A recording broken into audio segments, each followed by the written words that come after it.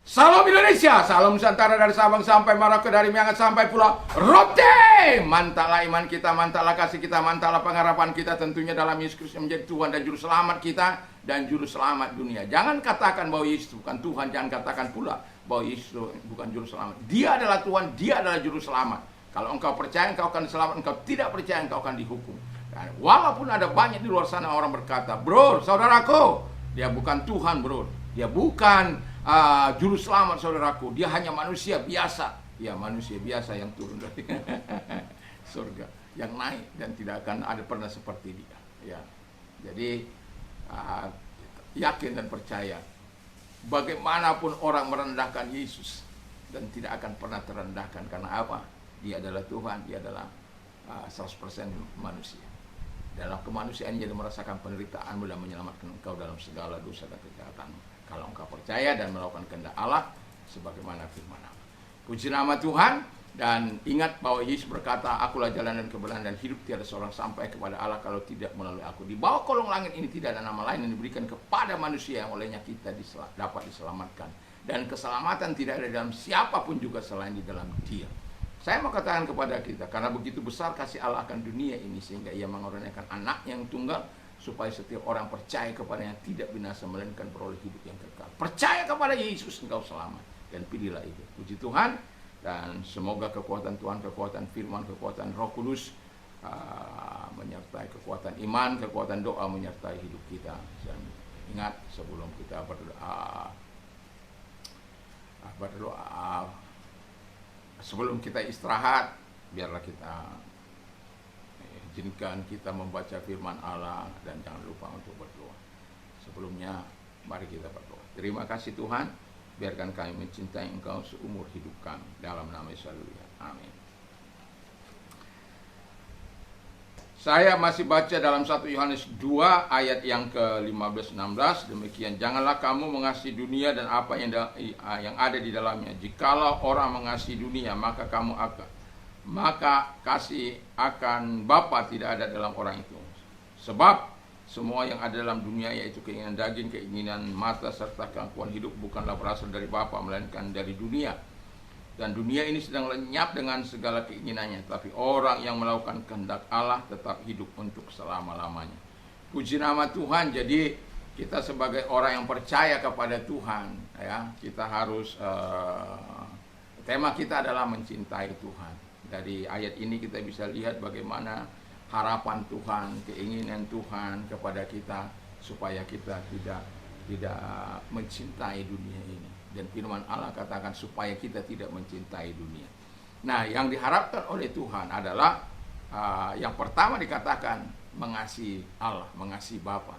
Ketika kita mengasihi Bapa, maka seluruh kehidupan kita akan meniru apa yang telah dilakukan Bapa dalam kehidupan ini. Bapa mengasihi kita, mungkin dalam segala perbuatan tidak bisa seperti Bapa, tetapi kita bisa meniru apa hal yang bisa kita lakukan di muka bumi ini untuk bisa mengasihi.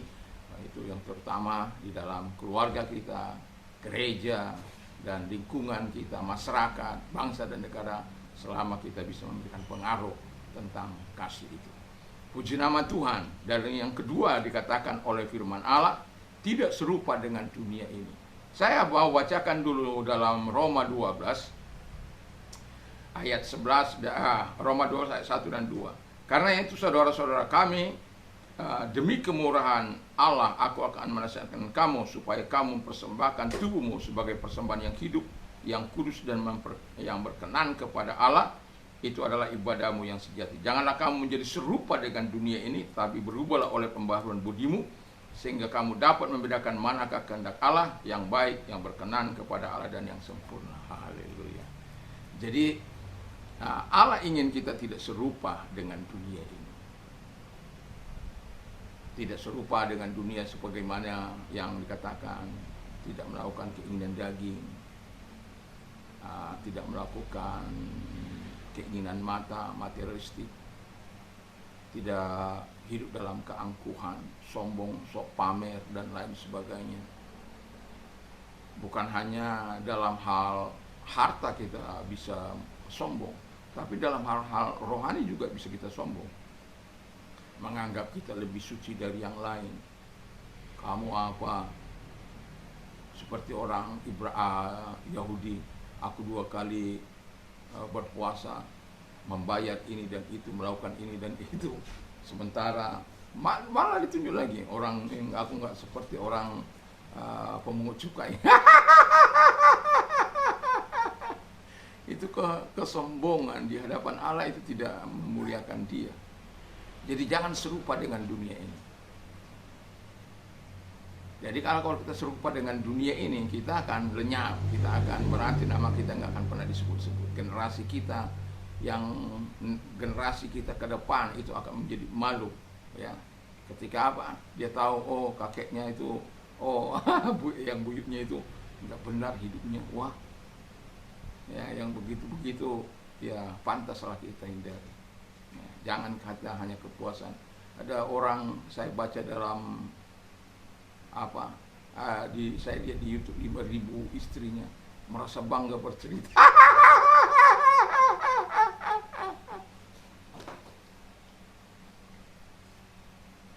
Haleluya. Ada yang 100 istrinya di Afrika itu, sampai itu satu, aduh, dia yang memberkati dia. Satu kampung itu dia punya generasi. Ya, itu jangan dilakukan itu. Itu serupa dengan dunia ini. Ya.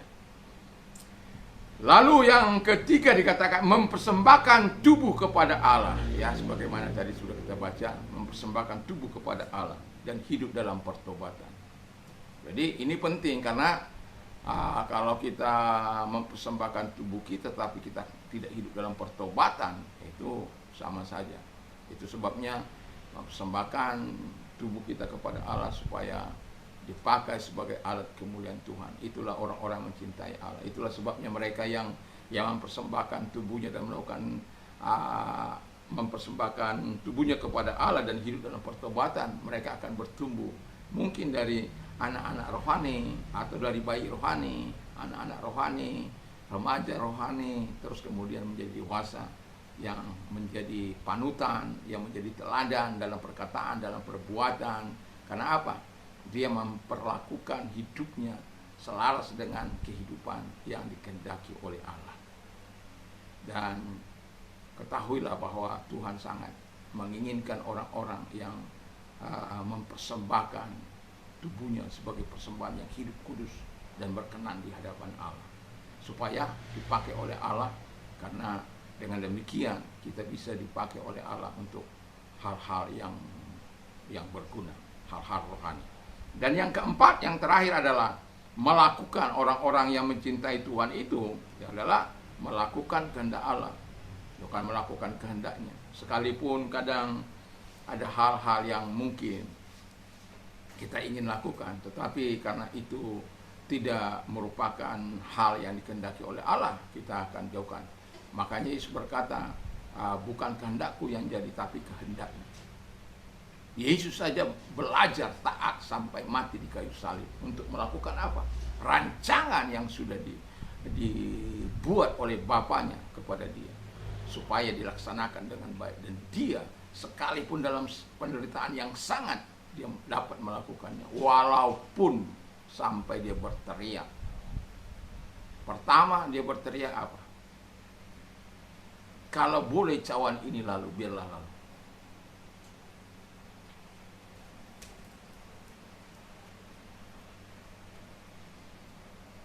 Tapi bukan kehendakku, tapi kehendakmu. Wah, mantap itu. Yang kedua, Eli, Eli, Eli, lama sabaqtani, Allahku, Allahku, mengapa engkau meninggalkan aku?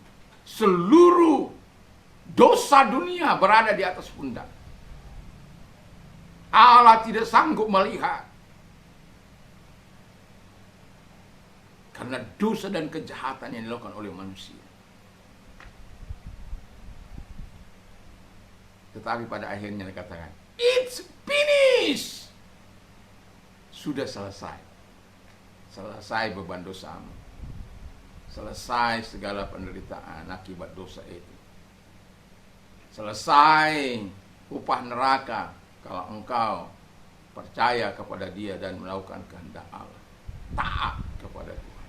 Selesai segala perbudakan dosa yang dilakukan kepada manusia oleh setan dan antek-anteknya. Selesai. Kenapa? Engkau mencintai Tuhan. Haleluya. Kalau engkau mencintai Tuhan, saya yakin dan percaya Tuhan akan menolong kita, Tuhan akan memberkati kita, Tuhan akan membuat sesuatu yang baik dalam hidup kita. Dan biarkan kita hidup berkenan di hadapan Allah, dan biarkan kita mencintai Tuhan, jangan mencintai dunia ini. Kalau kita mencintai dunia, kita lenyap, tapi orang yang melakukan kehendak Allah, haleluya, kata firman Allah, tinggal tetap bersama dengan Bapa di surga. Tentu itu harapan kita, dambaan kita semuanya, dan kesukaan kita.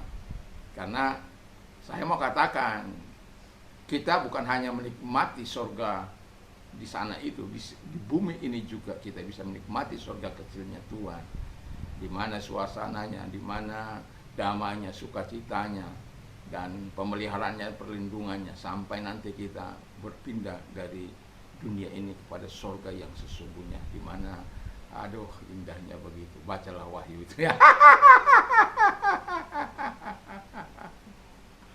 Puji nama Tuhan. Doa dan harapan saya, kita adalah orang-orang yang mencintai Tuhan dan orang-orang yang bukan mencintai dunia ini. Dan doa dan harapan saya, cinta kita semakin dalam, dan semakin dalam, dan pada akibatnya kita akan berbuah buah lebat, berbuah manis. Jadi berakar ke dalam, berbuah ke atas, menghasilkan buah yang manis untuk mempermuliakan Tuhan sepanjang umur hidup kita, karena kita adalah orang-orang yang mencintai Tuhan. Mari kita tunduk kepada kita berdoa. Terima kasih Tuhan buat kasih-Mu, buat segala hal kami mau mencintai Tuhan sepanjang umur hidup kami, dan kami juga Tuhan menyerahkan roh, jiwa, dan tubuh kami agar Engkau mengendalikan hidup kami. Terima kasih. Kalau engkau sakit, saya mau berdoa bagimu dalam nama Tuhan Yesus Kristus. Segala sakit penyakit yang mereka derita, sebanyak orang yang mendengarkan firman Allah pada saat ini, Bapa di surga, Engkau datang kepada mereka, Engkau menolong mereka yang sakit, Engkau sembuhkan mereka di dalam nama Yesus. Apapun sakit penyakit mereka, ringan, menengah, ataupun parah, dalam nama Yesus, Tuhan mampu. Bahkan yang tidak mungkin, Tuhan bisa mungkinkan. Orang katakan tidak mungkin lagi sembuh, tapi Tuhan katakan sembuh, maka dia akan sembuh. Terima kasih Bapa di surga. Dan itulah sebabnya Engkau jamah mereka, Engkau sentuh mereka. Tangan-Mu tidak kurang panjang untuk menjamah mereka, karena Engkau adalah Allah yang Maha Kuasa. Engkau tidak mengenal jarak, ruang maupun waktu. Saat kami berdoa, Engkau mampu datang kepada mereka dan menumpangkan tangan-Mu atas hidup mereka, dan sehingga mereka sembuh dalam kuasa-Mu. Terima kasih. Dengan kuasa-Mu Engkau menjamah mereka. Dan kami juga mau berdoa Tuhan Bapa di surga, buat mereka-mereka yang mengalami persoalan yang berat. Saya tahu apa itu persoalan yang berat, tetapi jangan pernah menyimpang daripada firman Allah, jangan pernah menyimpang dari kehendak Allah. Kalau engkau menyimpang, justru engkau menjadi lebih parah. Tapi kalau engkau menyerahkan, karena Tuhan sudah berkata, marilah kepadaku hai kamu yang letih lesu dan beban berat, aku akan memberikan kelegaan kepada. Datang kepada Dia. Kalau engkau orangnya, mari angkat kedua belah tanganmu dan kita berdoa. Terima kasih Tuhan, Engkau yang dapat melawati hati mereka dan menguatkan hati mereka, menopang mereka, menolong mereka Bapa di surga. Dan Engkau Allah yang mau menolong kehidupan mereka satu demi satu di dalam nama Yesus. Hadirlah kepada mereka, topang mereka dan genggam tangan mereka Bapa, sehingga mereka tetap merasakan damai-Mu, sukacita-Mu, pertolongan, kelepasan. Terima kasih Bapa di surga buat apa yang Kau lakukan dalam hidup mereka. Dimuliakan Engkau. Dalam nama Yesus kami bersyukur dan berdoa. Haleluya. Amin. Selamat malam, selamat kita beraktivitas, selamat kita beristirahat. Dan sekali lagi saya berharap kita tidak pernah melupakan firman Allah dan membaca dan berdoa kepada Dia. Puji nama Tuhan. Mari kita tunduk kepada kita berdoa.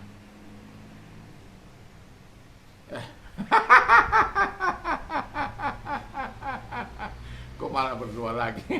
Saya mau katakan, damai Tuhan menyertai kita. Mantap, mantap, mantap.